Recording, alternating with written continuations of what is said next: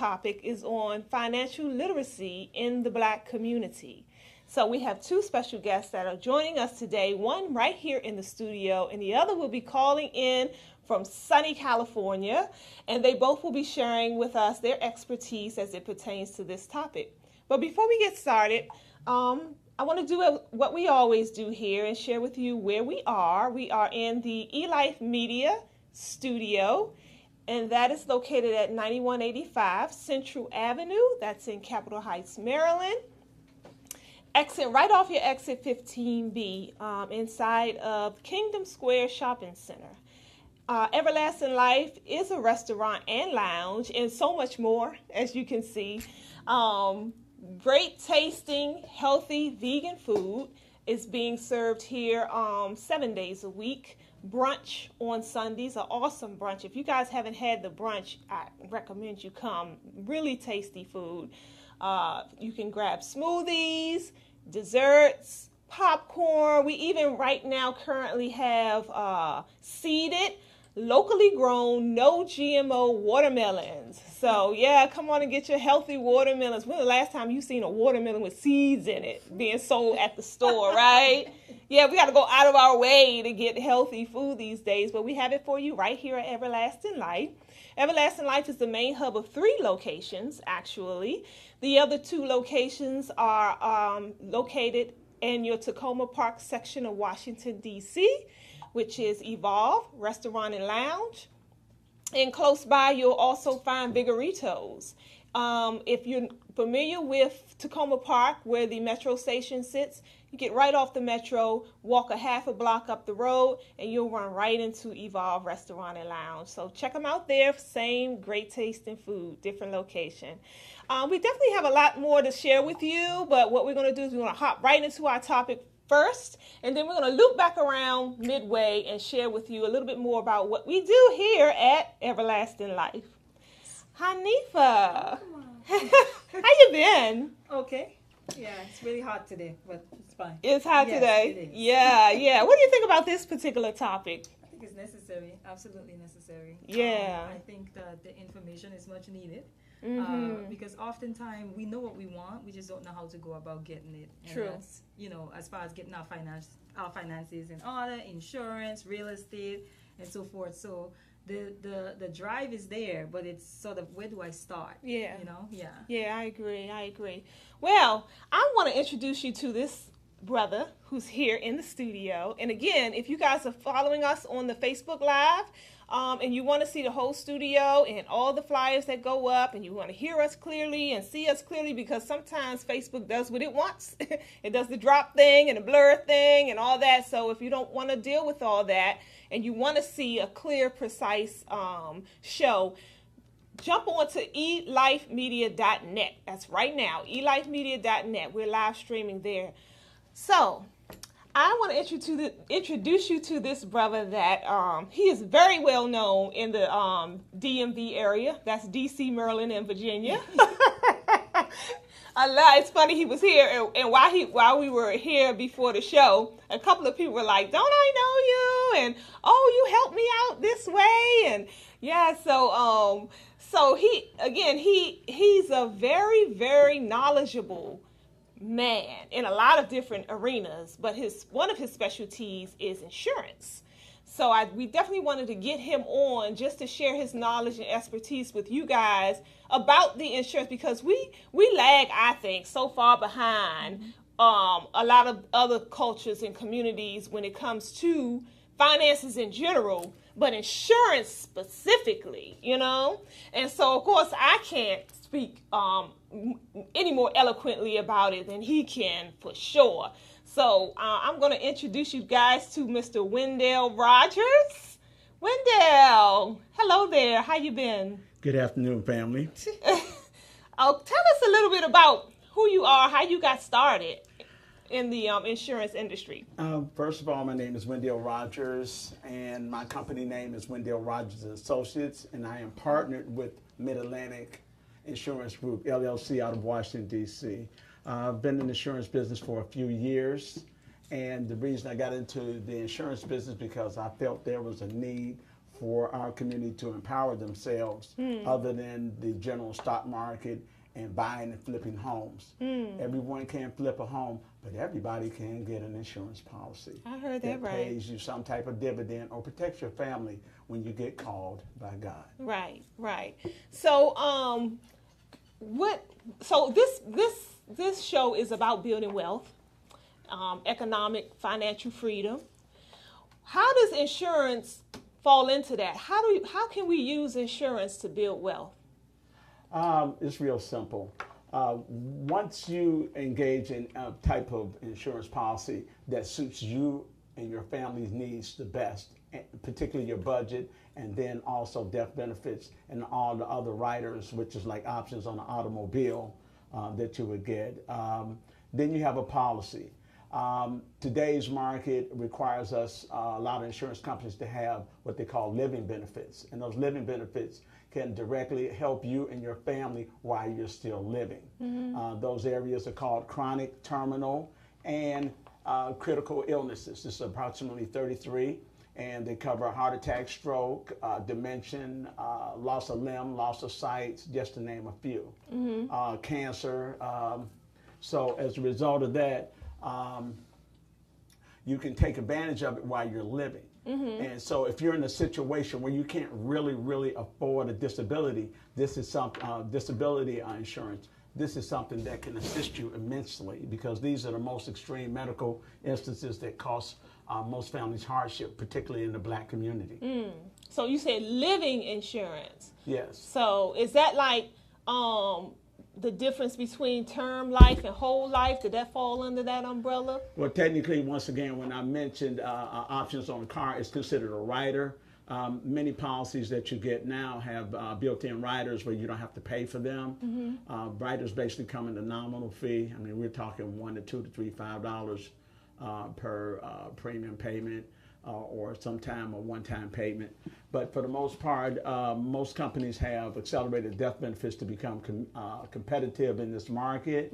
And also, it's also the accidental death is getting big again, where if a person was to pass, they would get double, their beneficiaries would get double the death benefit. And now, can you like borrow against, I'm not too familiar with all the terms and all that stuff, but can you borrow against life insurance? Yes, you can. You borrow against a policy, but there's certain type policies. It would have to be a whole life, particularly a universal life, or what they would call an equity index universal life policy. So what is the benefit? For people who are out there watching, and they have no clue as to what you're saying, and they're saying, now why should I even bother with any of this? You know, I'm good, I work, you know what I'm saying, I go to school or what have you, and I don't need insurance. What would you say to somebody like that? I would try to be gentle as possible and encourage them to look at that subject again, because we get called at different ages and different times, first of all. This GoFund thing that's on Facebook is an embarrassment to a lot of people in our community, because a lot of us have opportunities to get insurance. Many of us have insurance on our jobs, and we cancel it because we want other things. We want to buy a new car and we're $30 short a month, so we cancel our insurance. But our insurance will definitely, and the benefits of our life insurance policy far reaches that automobile, because after you die, the family has to either pay the car off and divide the difference or turn the car back in. Whereas an insurance policy would cover your burial, and then there's possibility for money left over so you can get on with your life. I know I've heard stories where a lot of wealthy people actually, that's how they maintain, one way they maintain their wealth throughout generations is by using insurance. So, you know, it's not unforeseen for some people to get $1 million insurance policies out on their parents, because they understand that, you know, none of us are guaranteed forever here on this plane. And so when their parents or one of their parents does, you know, expire, now there's $1 million sitting there waiting for them. What do you think about that concept?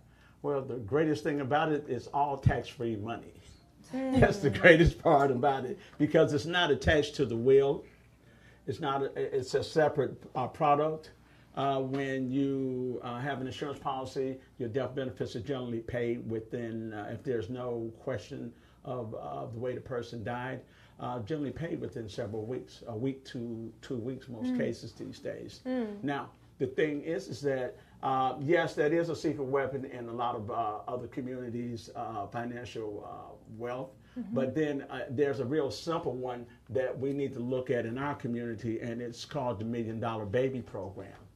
The $1 Million Baby Program is basically what they would call the Equity Index Universal Life, which when the stock market maxes beyond 12.5 currently percent annually, and that's compounded, that it grows in a policy that can actually turn into $1 million.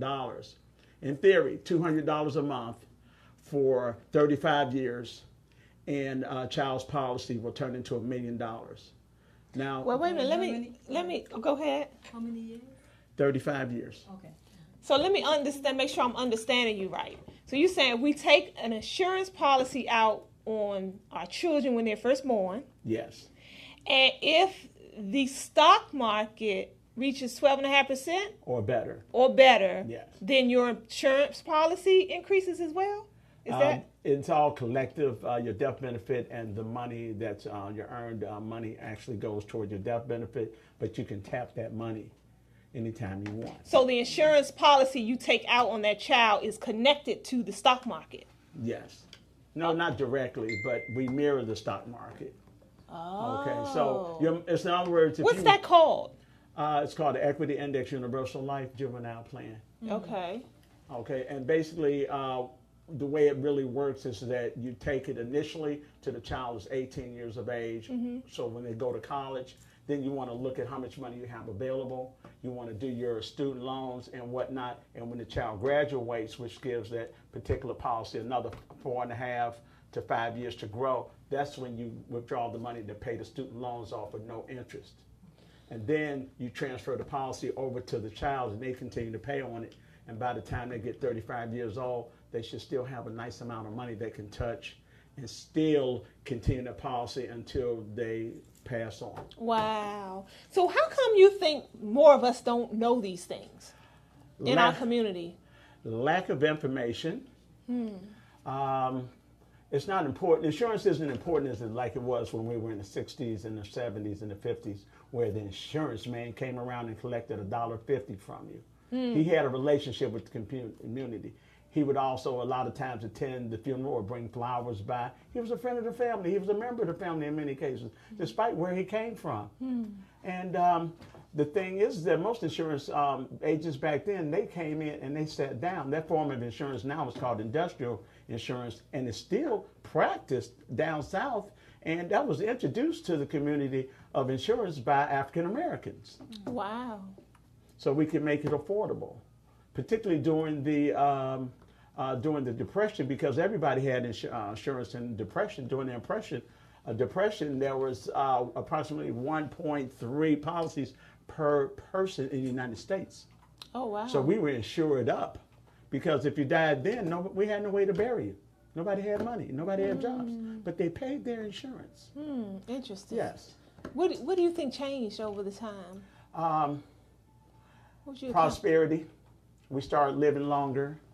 Prosperity, and many of us started obtaining life insurance policies on our job. We're satisfied with a $10,000 policy while we're working. We're satisfied for a $25,000 policy. And we neglect the fact that the cost of burials and even cremations go up every year. Interesting. So we got pretty much comfortable with somebody else handling all the particulars that you just described. Absolutely. The sad part about it is that once you leave the job, the insurance stays. But that education hasn't been passed on to us when we get these jobs. Early on, when I was younger, I left my first job with insurance, and I thought I had health insurance. I thought I had life insurance, until I went to the hospital, and they said, no, you don't. They said, you don't work there anymore, so you no longer have insurance. Wow. So that was a form of ignorance that I experienced at an early age. Fortunately, I was in my 20s when I experienced that, and I became more aware of that. The problem we have now is that there's too many other things that distract us. And a lot of these distractions makes us forget about we're going to die one day. And do we really want to leave our loved ones in a position where they have to pay for our funeral and get on with their lives? So would you say that finding coverage or covering, the younger the person is, the better it is as far as coverage? Because I find that I've run into people who are trying to find insurance, life insurance policies for maybe someone in their family that's not well, and they're running into difficulty. Okay, first of all, there is an insurance called Guaranteed Issue that covers that, but to get a clearer understanding of the question, the younger you are, the lower your rate is because of your probability of dying. Also, your health is more so related to your credit. That's your health in the insurance business is your credit. In other words, if you're in excellent health and 75 years old, you're still entitled to a standard policy. Now, I like to explain to people that many times when you see that commercial on television, they're really hurting our community because we buy it because it's credibility. We sit up and watch it between Gunsmoke, I Love Lucy, and The Heat of the Night. And we respond to those commercials, but they really don't have our best interest. Right. They tell you have guaranteed issue, but they don't tell you that it takes 2 years for that policy to become full effect. Now, when that policy becomes full effect, that's 2 years later. Anything can happen. But if you've never taken a pill, you never, for health reasons, you're in perfect health, and you're in the age qualification, you can get double the coverage for the same amount of money. But that's something that we have to compete with, and we have to be very humble. We have to be caring, and we have to also remember to empower and educate our people on those facts. Right. Because anything other than that, it puts a negative persona on the whole insurance industry. And the insurance industry is very interesting because most of us, there's no hating in the insurance business. We all love each other. We all help one another. Right. And family, if you have any questions for Wendell, definitely chime them in on our page, and we'll definitely get it out to him. We have someone that's trying to call in too. Okay. They're not getting through though. They're not getting through the call. Okay. Is there another number he can call in on? I mean, He's not getting through, they said. Okay. Give us a second. okay. So because I find that in a lot of instances we tend to start all over again when somebody passes in our family, because of course you can't inherit somebody's job, so mommy or daddy or somebody passes all over, and there's nothing. And a lot of times we find ourselves in our communities scraping, like you said, doing GoFundMe pages and going to jobs and begging basically for money just to be able to bury our loved ones. But with insurance, not only you will alleviate that issue, but a lot of times you have even more money to carry on with. So I'm not trying to make it seem like it's such a when somebody pass over that that is all these benefits coming, but hey, you know what I'm saying? I would want my children in a better position than I am when I leave here, and they ain't got to worry about things like that. And that's one way to do it, I think. Yeah. So why do you think we more apt to do things like buy shoes and clothes and cars, stuff that we want versus what we need? Okay. To make it real simple, everybody wants to feel good and look good. And a lot of us don't like to look on the fact that we won't be here one day. A lot of times we put insurance off. We put insurance off where I'll do it tomorrow.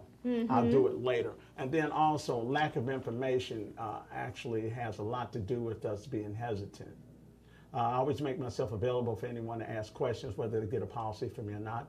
I always advise them that I'm there to empower them and to assist them to make a decision. Yeah. The thing that I try to encourage with younger people is to at least take a term policy, because when you take a term policy, you can get a huge amount of coverage, and for not that much money, and particularly when you're under 40.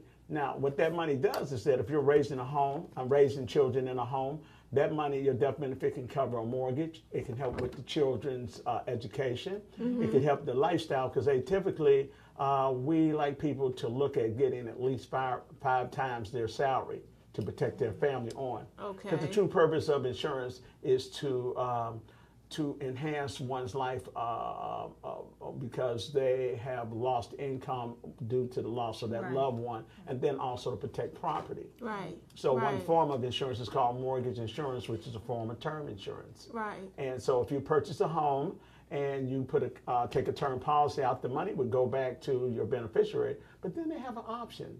They can always take that money and move and repurchase the home or pay it off or whatever the case may be, or they can take that money, pick up the pieces, and move on.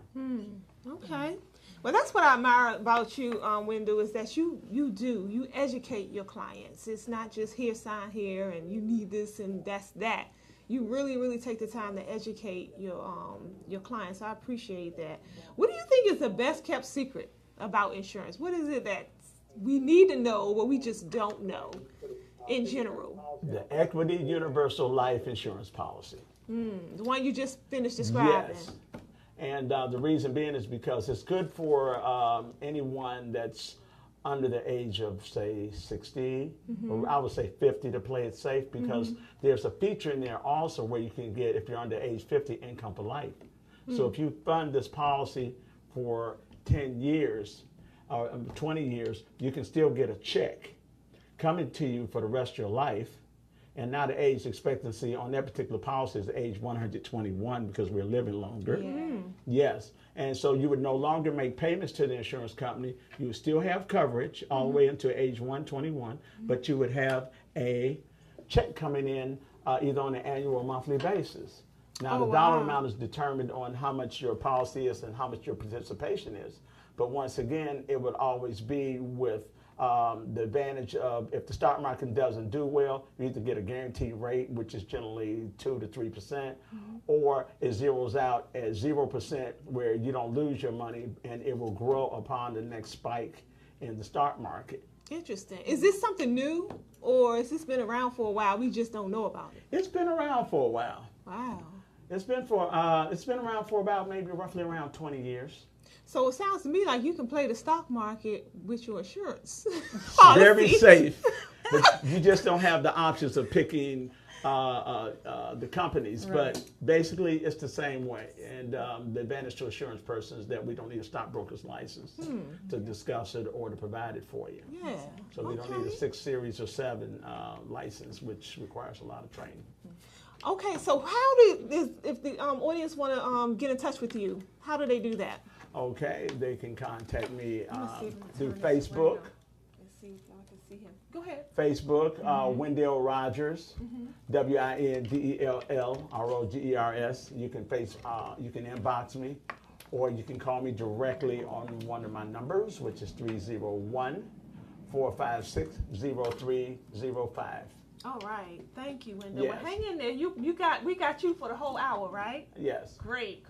So we're going to pull in a minute. We're going to pull in our second guest, where you guys where we're excited about, brother down in California that's doing his thing.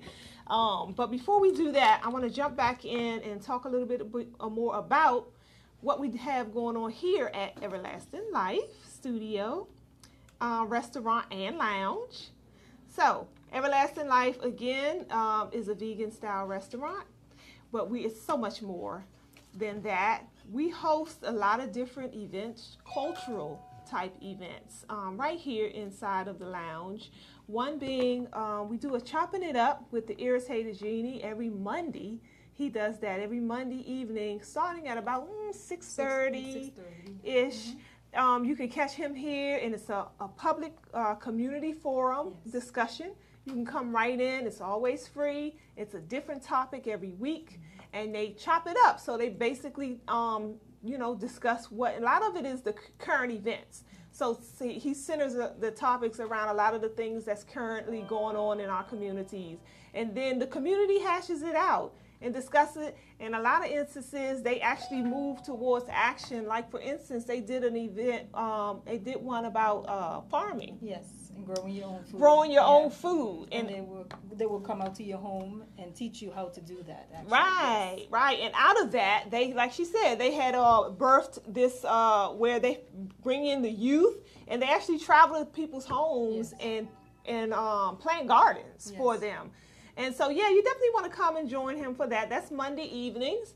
And then we do dinner and a movie every Friday evening here at Everlasting Life, where we take a documentary and we air it. That's from 7 to 9 p.m. And then we have a discussion about the documentary right after that follows the movie. It's a different documentary every week. This week... Yeah, I was going to say the third part this week. Yes, the third part. We're working on Out of Darkness. Out of Darkness. It's a lot of our scholars that's starring in this show, about 6 or 7 of them. And we're working on our third part this week. And it's been a very, very informative discussion after each one. So you want to come to see that too. The information in this documentary is a lot similar to what you'll find in Hidden Colors. And so if you're familiar with the Hidden Colors series or not, come on and brush up on that information and get more new information. And again, that's on the Dinner and the Movie every Friday night right here at 9185 Central Avenue. Right. Starts at 7. It's always free. And another thing we do that's so exciting, I host actually the Solstice Shopping Bazaar. Actually, we're revamping the name and everything else. Yeah. So yeah, moving forward. It's called the Black Wall Street Renaissance.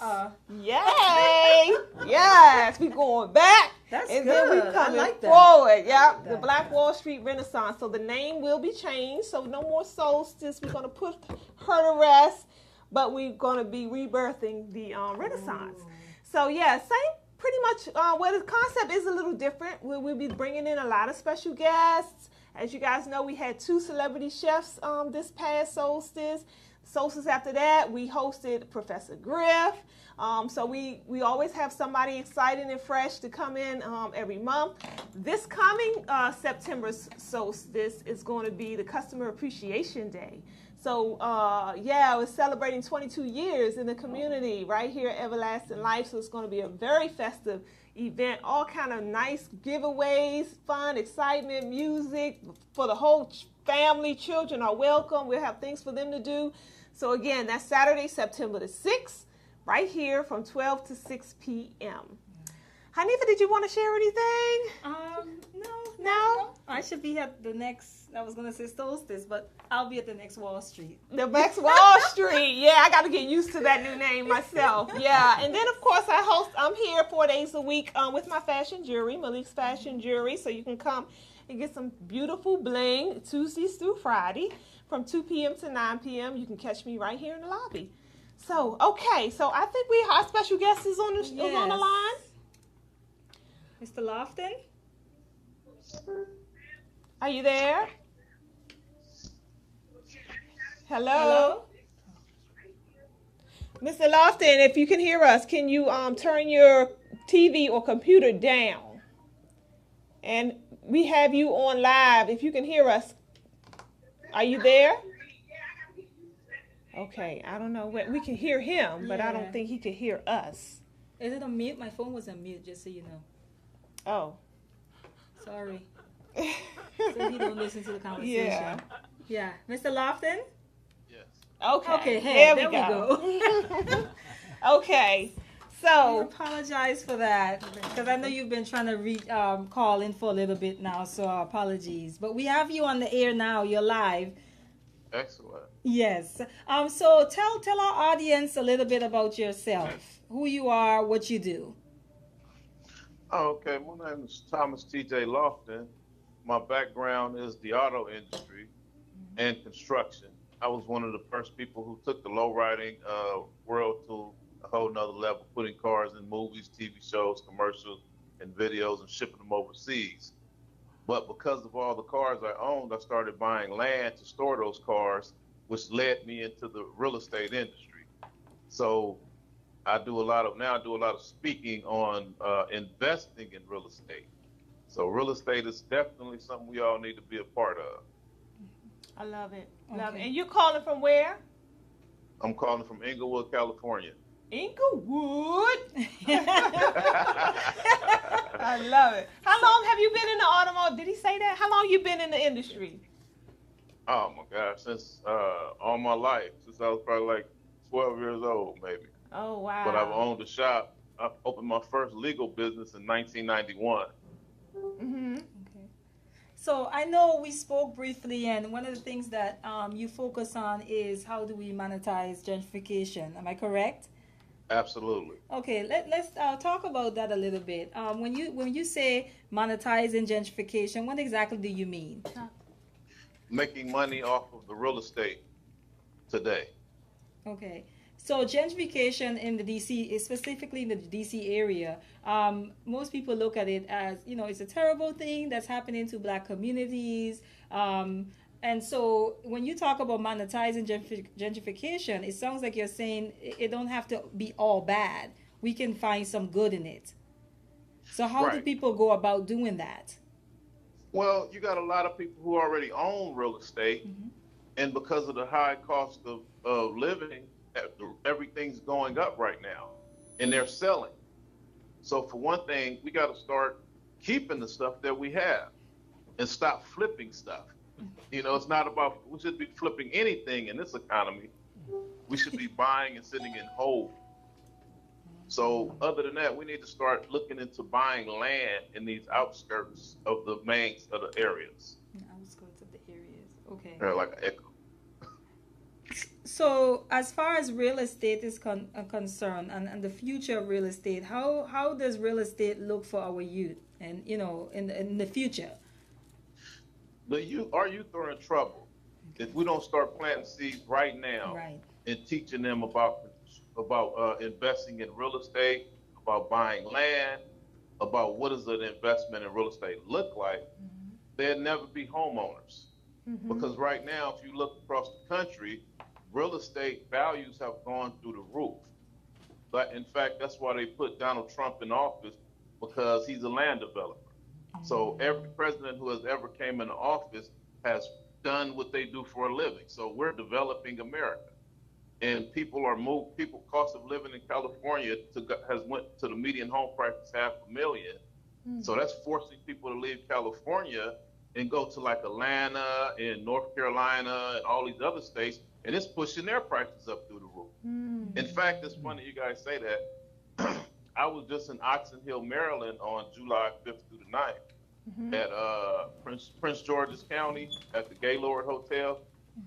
And we were looking at, they're gentrifying that area, Right. as well as DC. For Matter sure. of fact, I was out there in DC with the Irritated Genie before. And we were talking about some stuff going on out there. But it's a lot of things in real estate that we should know.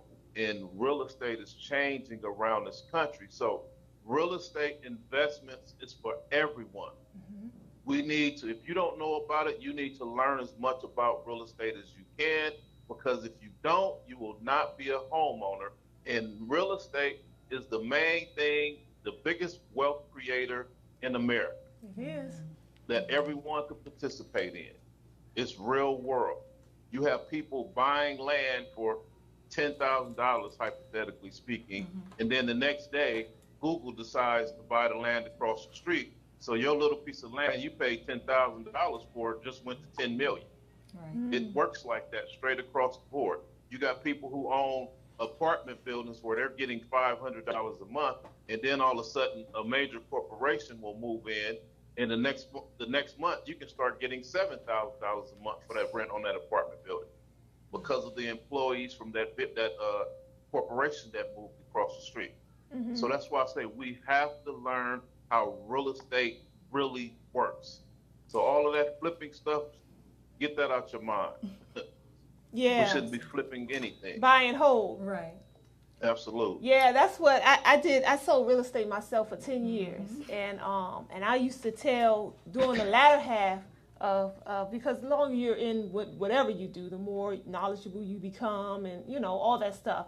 And towards the latter half of my career is when I started to tell all my clients, If you don't have to sell for any particular reason, don't hold on to that property, even if you rent it. And see, renting a home has such a bad stigma these days. You know, even with the Section 8, and I hear a lot of my clients used to whine about that. Well, Section 8 people, they'll rip your house, tear your house down. And I used to tell people, I said, look, I used to be on Section 8, and I was a darn good tenant, you know, so we can't allow a few to mess the whole ball game up. And now we discouraged all together, and it's all in, you know, screening people and things of that nature. But again, you know, I just want to say that I'm a firm believer in buying and holding, because you have, you know, it's like when you sell, you stop the money train. Right. The money train stops. Right. Versus you still have that property. If you want to move on, okay, you rent that property out. Now you have the asset as well as the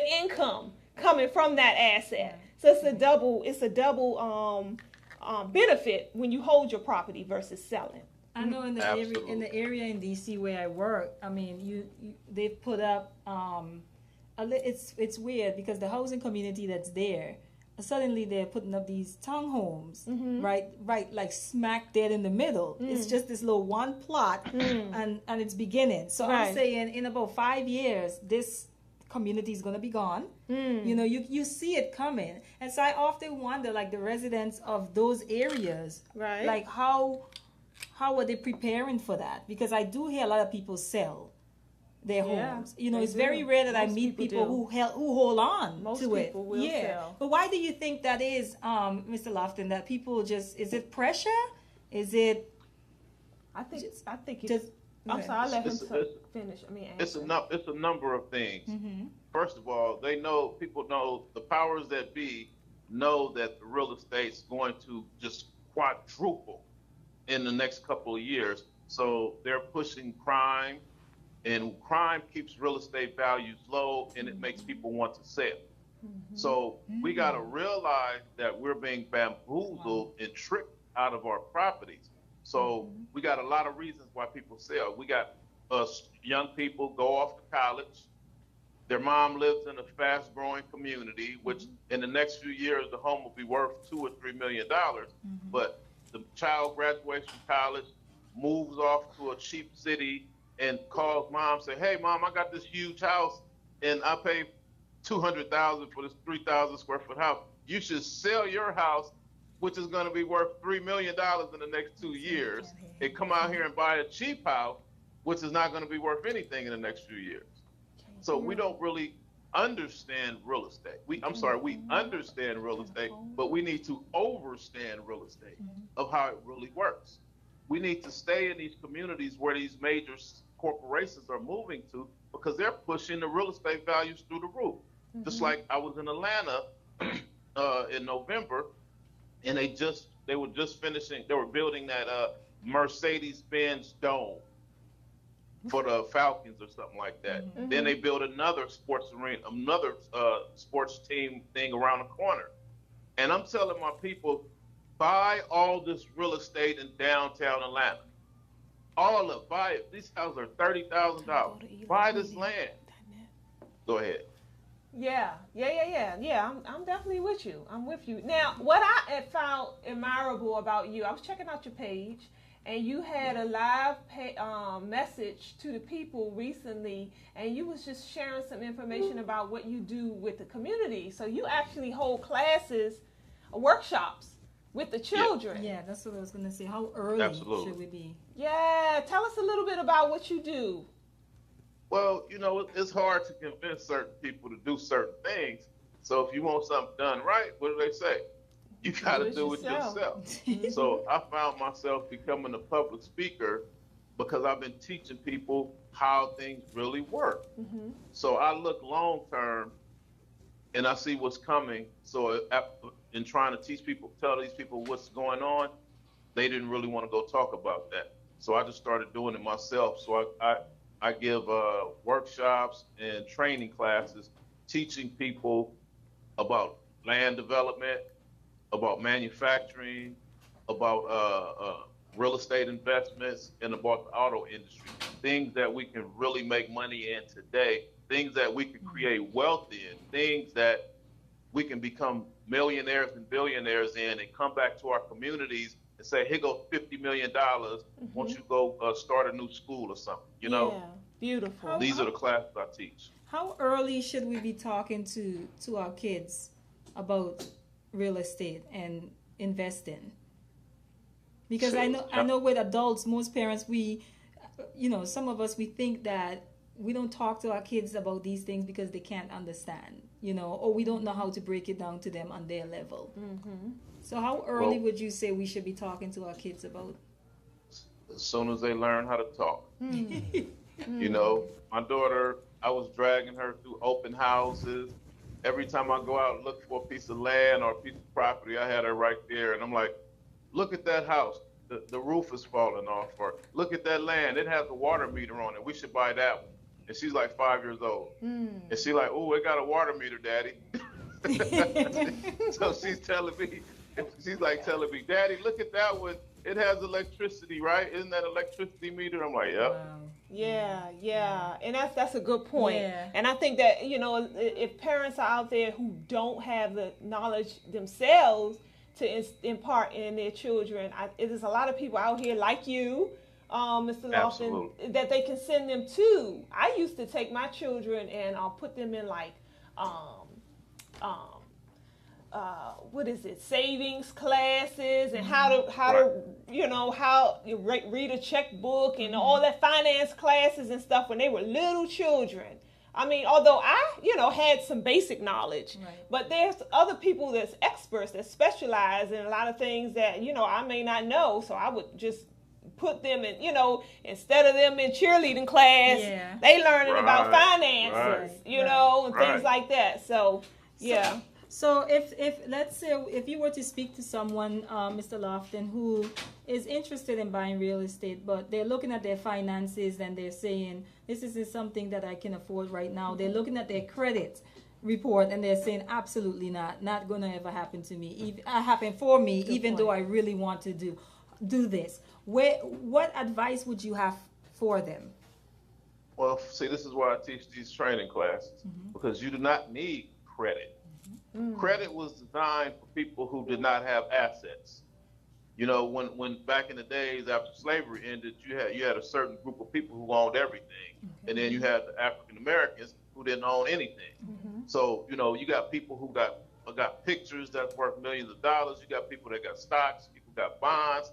They leveraged their property for land and houses or whichever. But they put us on this thing called credit. If you keep your score up, you can do these things. But fast forward the story, you don't have to have credit to buy land under a certain amount of money. Right. Banks will not finance land under a certain amount of money. So you have to look for the phrase called owner will carry or owner finance. And in the next 5 to 10 years, you're going to find more people are going to be building houses from the ground up, because that's far more affordable than it is to buy a house in the current market. And I think you'll see a lot more pooling of resources too. Absolutely. And real investment clubs and groups and things like that, where people are pooling their money together. And now, because that unity thing, we can't get away from it. We cannot get away as hard as we try. If we want anything of substance in this land, we got to come together. And that, for me, is one of the things as well. It's like, now, I can do but so much alone, but what if I had 10 people and we all had the same goal in mind and we're all putting money in the pot? Now, we can do a whole lot with that pool. The money is there oftentimes. Right. The money is there. It's the unity that's lacking. It's not the money. I agree with that. It's the information. It's the correct information. Yeah. I coach at least 10 groups of family members or friends or organizations in investing. And all of them were working on the wrong direction. And when I came in, I just restructured everything they're doing. And everybody says, I did not know we can do that.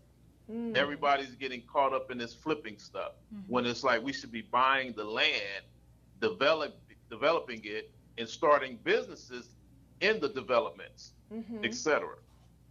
Now, is there some planning that should go into buying good, teacher. to buying this land, Mr. Lofton? Like, let's say I can look online and I'm looking around at property or land prices, and there are these properties that are going for very cheap, but where they're at, I'm like, absolutely not. I'm not buying that. It's so way, it's way out there somewhere. I don't even, no one lives out there.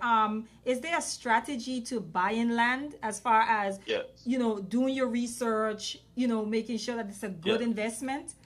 Yes. Okay. I always say follow the gentrification. Where are the people moving to? Where is that affordable area? And most times that affordable area is the undeveloped area.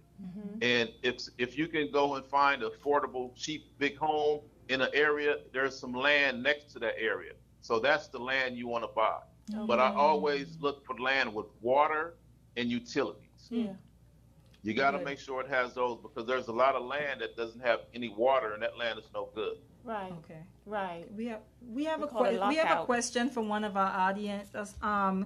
They asked, what about real estate investment trusts? What exactly are they, and what are ways to find good, credible ones? See, I don't understand a real estate investment trust. I understand you can roll your real estate into a trust to protect it. But a real estate investment trust, that's something for somebody else. I don't really know how to deal with that right now. If I had a bunch of houses, I would put them all in a trust, is basically what they're talking about, to protect them. Another form of insurance, Okay. basically. Somewhat. Yeah. It protects your real estate from lawsuits and things like that, people from coming after you. It's kind of like a corporation. So, what advice would you give those who are just like Hanifa mentioned that don't have much in the form of cash on hand, but they want to do something. They know they have to, and they want to do something that help to build wealth. What would you suggest? Two things. Start buying land in fast-growing areas. You can buy land, well, I know about in California and certain parts of Maryland, you can buy land for $1,000, $2,000. That is true. So start buying land. Like, for example, all of that land that, you ladies familiar with where the Gaylord Hotel sits in Oxon Hill, Maryland? Yes. All of that land up that river is good investments. So you can go further up the river and buy the land. So I will start working on that, because the value in that land is going to skyrocket because they're working their way up that river. Right. So if you pick that land up for $5,000 or $10,000, which you can make payments on at like $100 a month without credit, hypothetically speaking, depends on what you negotiate with the owner. So all of a sudden, the more they develop that area, which in the next 5 years, that land will probably be worth $5 million. Yeah. And you probably paid $5,000 or $10,000 for it. Yeah. Wow. It's the patience part. Yes. Yeah. You just got to be patient Yes. enough to see it through. Yes. And also, absolutely, also, we have to come together with some people that's like-minded. Yes.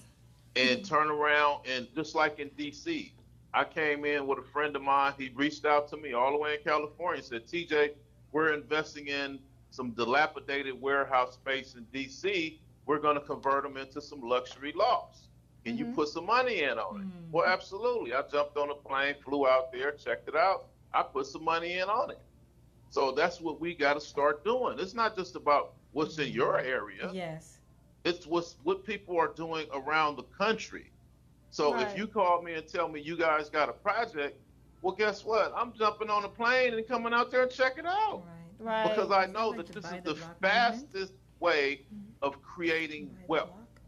And right now, you got people like Warren Buffett pulled $60 billion out of the stock market and bought everything that got to do with construction and laying our head down in real estate. He bought so much stuff pertaining to us laying our head down.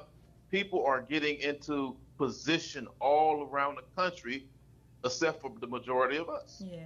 Meaning they're buying into the real estate. They're forcing the price of real estate through the roof. The real estate houses are going up. The mortgages are going up.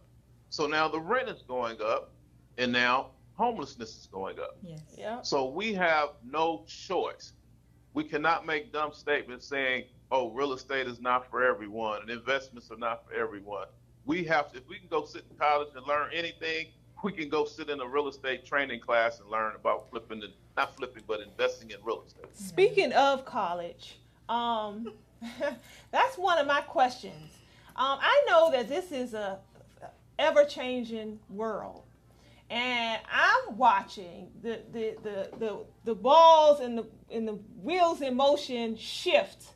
But I'm curious to know what you think about a college education versus a trade. What do you think about that?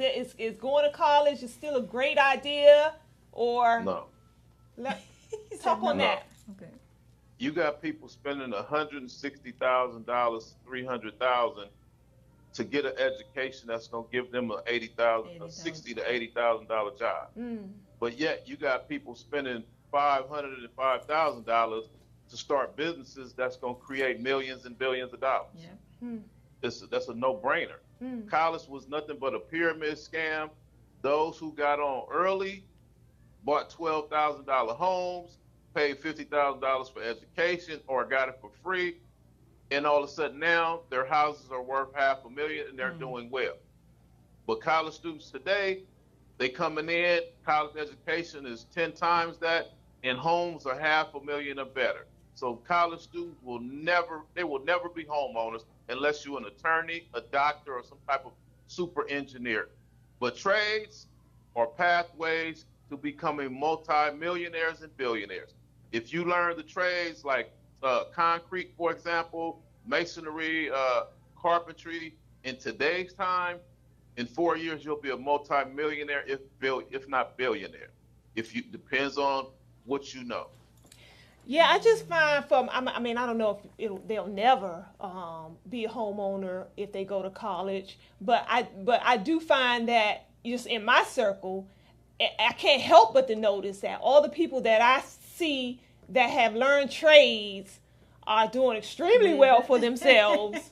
Absolutely. And all my college graduate friends, they don't have that debt. right? They're not drowning in that debt most of the time. And not only that, a lot of them are, when you learn that trade, a lot of them I notice are going into business for themselves. Yes. Which is even That's more wealth Yep. right there waiting on you. Versus my college educated friends and family, I find they doing that hustle and bustle, that 9 to 5, that's sitting in that traffic and rush hour traffic and doing that whole thing, that job thing, which is not guaranteed. Right.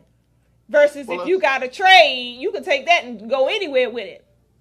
Well, let's talk about me real quick. I had a trade. I learned how to work on a car.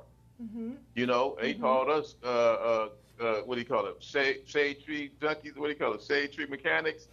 Well, there's no such thing as a shade tree mechanics. These guys are all millionaires now because the high price of cars have gone through the roof. So what did I do? I took my mechanic degree and learned how to work on lowriders. And next thing you know, I started a business and ended up with multiple businesses in that industry and became very successful. Right. But on a whole nother note, let's go back to the college education. No offense to my college people, but the truth is the truth. Right. It takes $100,000 to qualify for a $500,000 house. Right now in California, the median home price is a $500,000. So that's forcing people to leave. And when they leave, they're going all around the country purchasing homes, which is pushing the cost of living up all around the country. So within the next 5 years, the median home price will be a $500,000 in your smallest towns around the country. Wow. So what's that going to do for everybody? Right. If you don't make over $100,000, you will not be a homeowner. Right. So we got people shifting out of California, moving to Atlanta, moving to Arizona, moving to Louisiana. Well, guess what? They're building major sports team arenas in all those major cities around the country. Every city in America, major cities being gentrified. And in the next decade, all of those cities will probably see home prices at $500,000. Yeah. California by itself, where I live in Inglewood, they got 3 teams coming here. they're talking about having the Olympics here. The next Olympics in America will be here in Inglewood. So the median home price in Inglewood will be $3 million plus. Yeah. Yeah. For a 2-bedroom house. Yeah. You know. So we got this is I'm an How they expert in always go to gentrification, and I look at the long-term effects of what's going on, and I say that our college students will not be homeowners. That is a fact. Oh, I get you now. In the next 5 years, that's why I talk about our when youth. you break it down like that. Well, look, let me. You know what else I find is that when you come out of college, 9 out of 10 people are looking for a job. That's what they go to college for. Not no more just to learn. It's just more to you're paying for a job. Yeah. And now you're at the mercy of the employer who's going to hire you as to because you can negotiate your price a little here and there, but for the most part you're at the mercy of what they're willing to pay you. Right. Versus if you take a trade, now you can charge whatever you feel comfortable with. So just the difference of the freedom of mind and body. They recently a school. I gave a lecture in San Bernardino, and they had a lot of school. I was at a Valley College or something, and the school districts reached out to me and had me come into these charter schools. And the charter schools had heavy machinery used for manufacturing car parts and all type of things that we use in our everyday lives. So they asked me, because I'm a manufacturer, I manufacture car parts. They asked me to come in there and talk to the young people.